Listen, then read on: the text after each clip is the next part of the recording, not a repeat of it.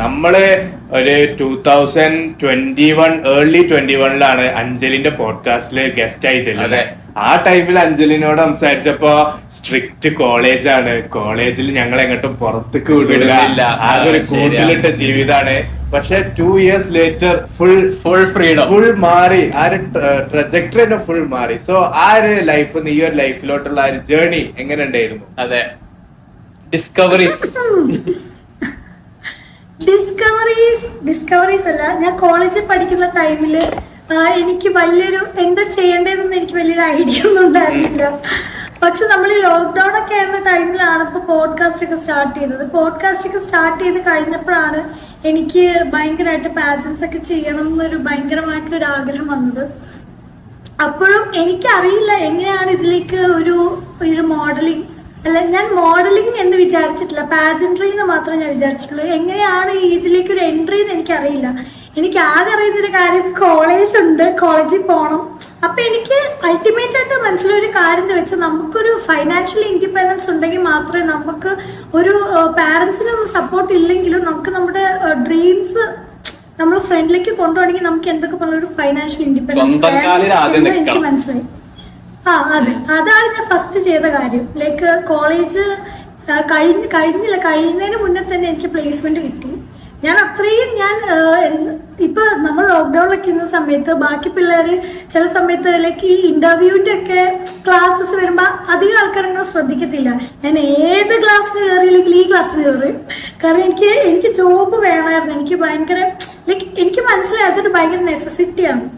അപ്പൊ അങ്ങനെ ജോബിന് കയറി.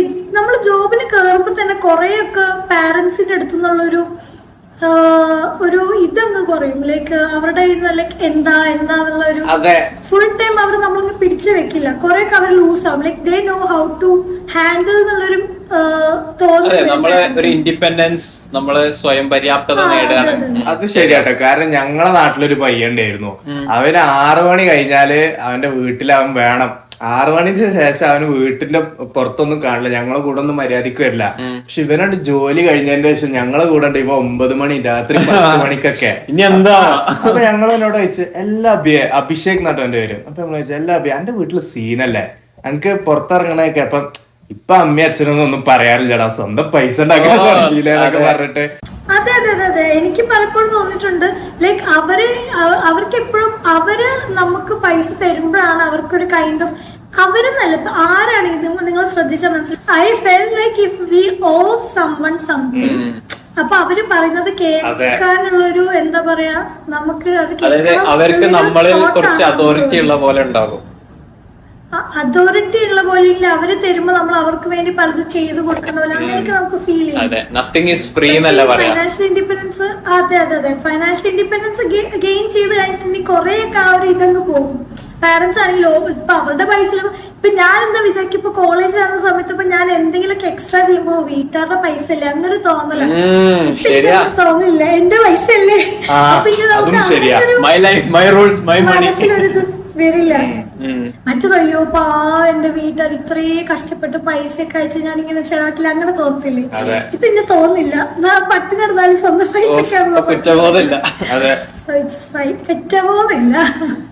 എനിക്ക് തോന്നുന്ന ഈ ഒരു റീസൺ കൊണ്ട് തന്നെയാണ് പണ്ടത്തെ കാലത്ത് ഇനിയിപ്പോ എത്ര ഒരു ടോക്സിക് മാരേജ് ആണെങ്കിലും ഡിവോഴ്സ് റേറ്റ് വളരെ കുറഞ്ഞിരുന്നത്. കാരണം ഈ വൈഫ്സും കാര്യങ്ങളൊക്കെ ഈ ഹസ്ബൻഡ്സിനെ ഡിപ്പെൻഡ് ചെയ്തിട്ടാണ് ഫിനാൻഷ്യലി ജീവിക്കുന്നത്. അപ്പൊ ഡിവോഴ്സ് ആയാലും ഇവർക്ക് പേടിയാ. അതായത് ഒന്ന് നമ്മളെ നാട്ടില് ഡിവോഴ്സ് ആയാല് കുടുംബക്കാരെന്നെ വീട്ടിൽ കയറ്റാനൊക്കെ ഒരു മടിയുള്ള പോലെ. എന്തിയാ ഡിവോഴ്സ് ആയത് അങ്ങനെ എങ്ങനെ, ഡിവോഴ്സ് ആയാലും മകളെ വീട്ടില് പിന്നെയും വളർത്തി കൊണ്ടുപോകാനൊക്കെ വീട്ടുകാർക്ക് ഭയങ്കര മടിയൊക്കെ ആയിരിക്കും. അപ്പം പിന്നെ കൊച്ചിനെ എങ്ങനെ നോക്കുന്ന അതെ പൊതുവെ അപ്പം എന്ത് ചെയ്യും ഈ പെണ്ണിനിപ്പോ എത്ര ടോക്സിക് മാരേജ് ആണെങ്കിലും ഈ ഒരു ഫാക്ടർ കൊണ്ട് അങ്ങ് സഹിച്ചു നിൽക്കും ആ മാരേജ് ലൈഫില്, അല്ലേ? പക്ഷെ ഇപ്പൊ എനിക്ക് തോന്നുന്നു ഇപ്പൊ കൂടുതൽ ആൾക്കാര് കുറെ ലേഡീസ് വർക്ക് ചെയ്യുന്നുണ്ട്, ഫിനാൻഷ്യലി ഇൻഡിപെൻഡന്റ് ആണ്. അതുകൊണ്ട് just when the marriage is like getting troubled അവര് വേഗം ഡിവോഴ്സും കാര്യമായിട്ട് മൂവ് ചെയ്യാം. അല്ല എപ്പോഴും നമ്മളെ നാട്ടില് വേഗം എന്നല്ല, വേഗം എന്നൊക്കെ പറയുന്നത് ഇവിടെയാണ്. ഇവിടെ